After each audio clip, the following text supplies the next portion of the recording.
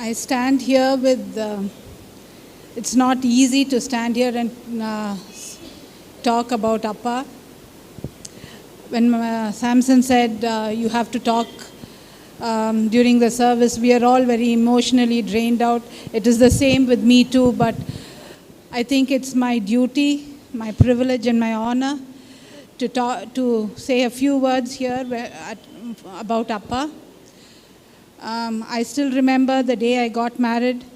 The first thing he spoke to me was, Amma, நீ எங்களை அப்பா அம்மான்னு தான் கூப்பிடணும், எங்களை நாங்கள் உங்கள் அத்தையும் மாமாவும் கிடையாது. So it's 25 years since then. He has been the only person, as I told earlier, that I called Appa, and he will be the only person I will call Appa too. Maybe from this day he is physically not there for me to call, but I know he is there, looking from above, watching over us. And I know he is looking into everything what we are doing.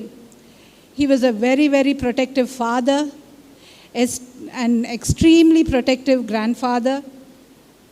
He never wanted his children to pick and do things. He wanted to do things all by himself.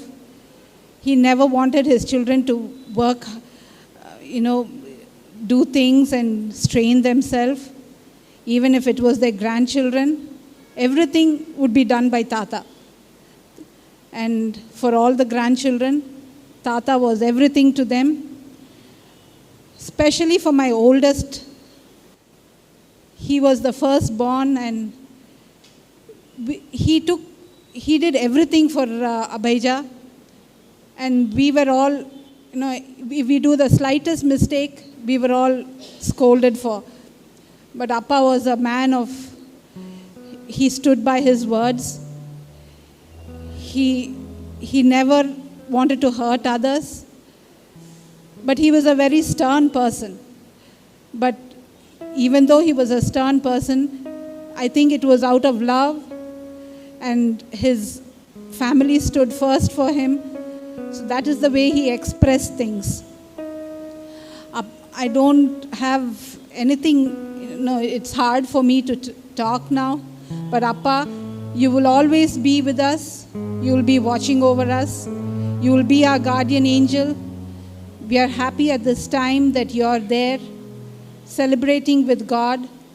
You're among angels, and you're in a better place now. We will miss you, Appa, but rest in peace.